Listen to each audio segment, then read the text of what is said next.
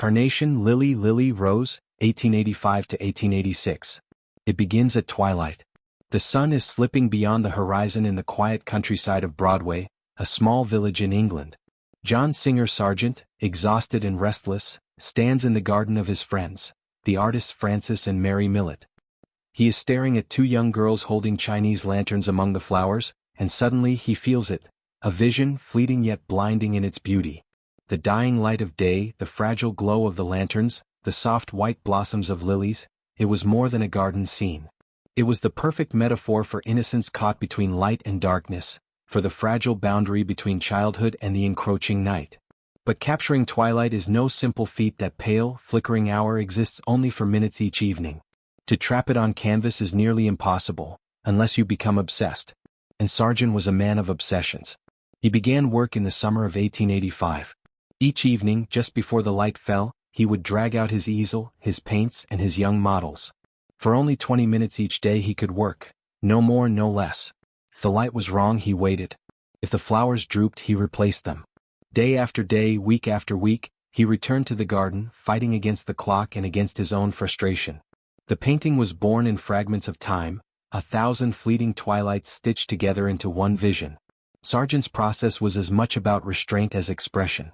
The girls, Polly and Dorothy Barnard, stood stiff and patient, holding their delicate paper lanterns while the light faded around them. Sargent studied every detail, the flame's dim halo glowing inside the paper, the way the lantern illuminated the blossoms from below, the subtle changes of dusk. Brushstroke by brushstroke, he blended Impressionist color theory with his own precise technique. The result was not a portrait, not a still life, but something stranger, a suspended moment in time, a dream frozen on canvas. The world outside the garden was hardly idyllic. Europe was shifting, restless with the hum of modernity. The Impressionists had already scandalized Paris. London society demanded portraits, grandeur, status. Yet Sargent, burned by the disastrous reception of Madame X only a year before, was seeking refuge. He fled the weight of scandal and criticism, pouring his soul into something private, intimate, untouched by society's judging eyes. And here lies the painting's hidden symbolism. The lanterns, fragile and glowing, are childhood's brief radiance before the shadows of adulthood engulf it. The lilies, pure, delicate, white, stand for innocence. The carnations, tinged with pink, suggest the first hints of life's passion and sorrow.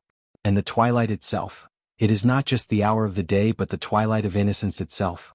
When Sargent finally finished in 1886, Carnation, Lily, Lily, Rose was unlike anything he had ever done. The critics, for once, were entranced. The painting was purchased by the Tate Gallery, where it still hangs today. Viewers were spellbound, calling it mysterious, lyrical, almost musical. It became one of his most beloved works, proof that he could rise from scandal and create something transcendent. But the truth is, the painting is more fragile than its fame suggests. It is not only about flowers and children. It is about time slipping through fingers, about the impossible desire to hold on to beauty just as it fades. Sargent knew this. That is why he chased the twilight. That is why he painted like a man possessed, evening after evening, while the world around him fell silent. Today, standing before it, one can almost hear the stillness of that garden. The faint rustle of lilies in the dusk. The breath of two children waiting patiently. And the unspoken truth that every light, no matter how bright, is destined to fade into the night. Carnation, Lily, Lily, Rose is not just a painting. It is an elegy to innocence, delicate, fleeting, unforgettable. Jaleo, 1882. Imagine a darkened room in Madrid. The air is thick with the scent of wine, smoke, and sweat. The guitarist strikes a chord, and a dancer dressed in white erupts into movement. Her skirt whirls like fire, her arms slice the air like daggers, and the rhythm pounds like a heartbeat. The audience claps in thunderous unison, half in awe, half in frenzy. This is the world that John Singer Sargent stumbled upon, and from it he created one of the most electrifying paintings of his career, Jaleo. Sargent painted Jaleo in 1882 after traveling through Spain, utterly captivated by its culture, its mystery and above all, its music. The young artist was fascinated by the flamenco dancers he witnessed in taverns and courtyards. But it wasn't mere entertainment to him. To Sargent, flamenco was raw emotion made visible. Grief, ecstasy, rage, desire, all contained within a single performance. Obsessed, he began sketching feverishly, determined to capture that storm of human feeling on canvas. The painting itself is monumental, nearly 12 feet wide. When you stand before it, you are swallowed by the scene. The dancer dominates the canvas, caught mid-motion, her body bent back in a gesture that seems at once triumphant and tormented. Her white dress glows with ghostly brilliance, slashed by shadows that make her appear almost spectral, as though she belongs to another realm. Behind her, a line of seated musicians fade into darkness, their guitars and castanets echoing the unseen rhythm. The walls around them are bare, oppressive, amplifying the intensity of the moment. Sargent's technique is ferocious. Broad, almost reckless brushstrokes slash across the canvas. He drenches the background in shadow, letting the dancer's luminous figure erupt like lightning from the gloom. The floor is painted with rough, impulsive sweeps of color, earthy browns and grays that vibrate with the weight of stomping feet. The entire composition seems to move, to tremble, to pulse with sound. It is less a painting than a performance frozen in time. But there is something deeper here. Sargent wasn't merely fascinated by Spanish culture. He was haunted by it. Spain, in the European imagination of the 19th century, carried connotations of danger, mystery, and exoticism. To foreign eyes, flamenco dancers embodied untamed passion, unrefined beauty, a raw power absent in polite Parisian salons. By painting El Jaleo, Sargent was not only showcasing flamenco, he was challenging the conventions of art itself, daring to place something wild and primal into the sacred space of the gallery. The symbolism runs deep. The dancer, bathed in light, seems both liberated and imprisoned. Her body twists in ecstasy, but her face is lost in shadow, unreadable, unknowable. She is both icon and enigma, a mirror of the way society viewed women and foreign cultures at the time. Admired, eroticized, but never fully understood. The surrounding musicians, shrouded in darkness, become like ghosts, witnesses to her solitary blaze of movement. When El Jaleo was unveiled in Boston, it shocked and mesmerized viewers. Some critics were unsettled by its rawness, its lack of polish, its almost violent energy. But others hailed it as a revelation, proof that painting could transcend stillness and enter the realm of music and dance. Over time, the painting became one of Sargent's defining works, admired not only for its technical mastery but for its visceral emotional power. Today, El Jaleo still vibrates with life.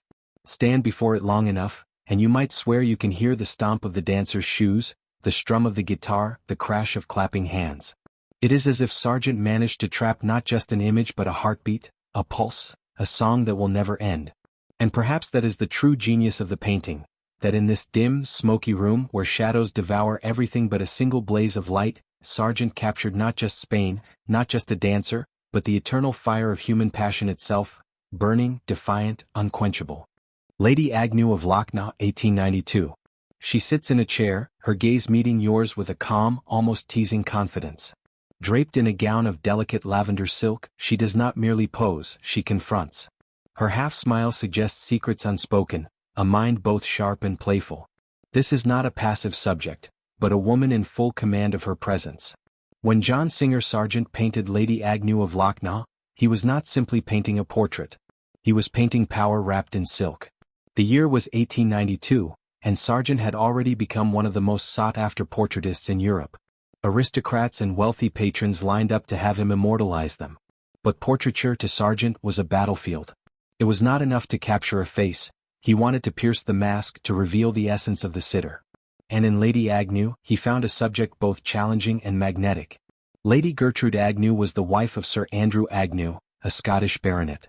In many ways she represented the refined ideals of Victorian society: elegance, dignity, composure. But Sargent sensed more beneath the surface, a flicker of rebellion, a wit sharper than convention allowed. As he began his work in his London studio, Sargent sought not to flatter but to unveil. The composition is deceptively simple. Lady Agnew reclines in a French Bergeret chair, its upholstered arms curving around her like an embrace. The pale lavender gown spills across her figure in cascades of soft folds, its texture rendered with exquisite precision. Behind her, a drapery of muted tones dissolves into abstraction, its subdued blues and grays making her figure blaze all the brighter. But it is her face, her eyes, that command the canvas. They are alive, sharp, almost daring you to meet them. Sargent's technique here is a study in restraint and mastery. He avoids overworking the paint, letting brushstrokes breathe, shimmer, dissolve into one another. The dress, though intricate, is suggested rather than defined, shimmering between materiality and light. The skin glows with a translucent delicacy, built up through glazes so thin they seem made of air. And yet, the portrait is not cold or distant. It hums with intimacy, as though Sargent had caught Lady Agnew in a fleeting, unguarded moment. Historically, portraits of women in Victorian high society often reduced them to ornaments, symbols of wealth, status, or domestic virtue. But in this work, Sargent challenged those conventions. Lady Agnew does not look demure or submissive. She looks present, confident, almost modern. Her slightly tilted head and enigmatic half-smile feel startlingly alive even today. It is as though she could rise from her chair and walk into the room, silk trailing behind her. The symbolism here is subtle but potent. The lavender gown, soft and luminous, suggests refinement and femininity, but also individuality, the refusal to blend into the dark, rigid formality of her era. The relaxed pose contrasts sharply with the stiffness expected of society portraits, hinting at a woman unafraid to assert her comfort, her power, her individuality. And in her eyes, Sargent seems to paint both her beauty and her defiance.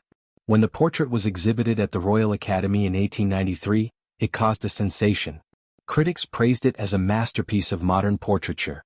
More importantly, it elevated Sargent's reputation to new heights, cementing his status as the portraitist of choice for the elite. Lady Agnew herself became an icon, her image reproduced in journals and admired across Europe. But the deeper legacy of this work lies in its humanity. More than a century later, Lady Agnew's gaze still feels fresh, almost startlingly contemporary. She does not belong to the 19th century alone. She belongs to us, to anyone who has ever looked out at the world with quiet defiance, daring it to see them for who they truly are. And so, the portrait endures. A woman in lavender silk, seated in her chair, gazing across time with eyes that neither fade nor yield. A reminder that true elegance is not in the gown, nor the pose, nor the title, but in the undeniable force of presence. Dr. Pozzi at Home, 1881. The room glows red.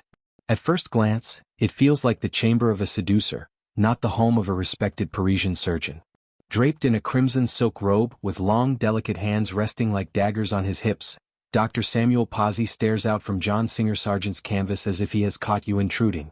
Pozzi was not just any doctor. He was a gynecologist in a society that whispered about his profession with both fascination and scandal. Handsome, charming, and rumored to be a great lover, he was a man who thrived in both science and society. And Sargent, himself fascinated by charisma and power, saw in Pozzi the perfect subject. The painting was created in 1881, just as Sargent was finding his footing in Paris. He had painted society ladies in silks and pearls, but this was different. This was intimate, almost invasive. Pozzi's robe, blood red, seemed to dissolve into the walls, suggesting passion, danger, even violence. His bare throat, his restless hands, Sargent captured him not as a physician but as a predator. Technically, the painting is a marvel. The silk gleams with folds that shift from scarlet to shadow. The vertical composition elongates Pozzi's figure, making him seem taller, more imposing than he was. The background is stripped of furniture, of any distraction, so the eye is trapped in the red. There is no escape from Pozzi's presence. But this was not just a portrait. It was a mirror of Paris at the dawn of the Belle Époque, a society intoxicated with beauty and scandal, where medicine, sensuality, and art collided. Pozzi himself was a man of contradictions, healer of women's bodies, breaker of women's hearts. His tragic end, shot by a jealous former patient, would years later make this portrait seem like prophecy, as though Sargent had glimpsed the blood waiting in his future. When unveiled, the painting shocked many. Too intimate, too theatrical, too bold. Yet it became one of Sargent's defining works. Unlike his glittering society portraits, Dr. Pozzi at Home exposed the raw magnetism of a man whose life was as dramatic as any opera. And so he stands forever caught in silk and shadow. A doctor, a lover, a victim of fate. A man draped in red, his portrait now indistinguishable from the blood that would claim him. Madame X, 1884. This is the painting that nearly destroyed John Singer Sargent. Paris, 1884. The salon buzzed with anticipation. Sargent unveiled his new portrait, a pale woman in a black gown, skin luminous as porcelain, head turned in aloof defiance. Her name was Virginie Amélie of Agnew, known to society as Madame X. She was the wife of a wealthy banker, but far more infamous for her rumored affairs, her beauty, and her arrogance. Sargent had chased her portrait for months. He was obsessed with her strange beauty, the sharp nose, the powdered skin, the sculpted figure. To him she was not a woman but a myth. He posed her like a goddess, standing against a dark background, her dress held by two jeweled straps that glittered like chains. But in the original version, one strap slipped from her shoulder. That single detail ignited scandal. In a society that pretended at virtue, it was seen not as art but indecency. The salon erupted in outrage. Critics accused Sargent of vulgarity. Gossip swirled that Madame Gautreau herself had been humiliated. The portrait became the talk of Paris, not for its brilliance but for its disgrace. Sargent, devastated, repainted the strap back onto her shoulder, but the damage was done. Commissions dried up. His reputation, so carefully built, collapsed overnight. Within a year he left Paris, his career in France effectively over. Yet the painting itself is extraordinary. The stark contrast between Madame's pallid skin and the blackness around her makes her body glow like marble. Her pose, elegant yet cold, suggests both power and isolation. Sargent eliminated almost all background, focusing attention solely on her, turning her into an icon, a statue of living scandal. Symbolically, the portrait captures the contradictions of its time, the repression and the desire, the purity and the corruption beneath Parisian high society. Madame Gautreau wanted immortality and she received it, but not in the way she imagined. Years later in America the painting was redeemed. It entered the Metropolitan Museum of Art in New York, where it was finally recognized as a masterpiece. Today Madame X is not remembered as a scandal, but as Sargent's boldest work, the painting that transformed portraiture itself. But still, when you look at her pale, cold face you can feel the arrogance, the danger, the isolation. She is both victim and accomplice of her own myth. A woman undone by a strap of silk. An artist nearly ruined by his devotion to beauty. And a portrait that whispers, all immortality is born from scandal.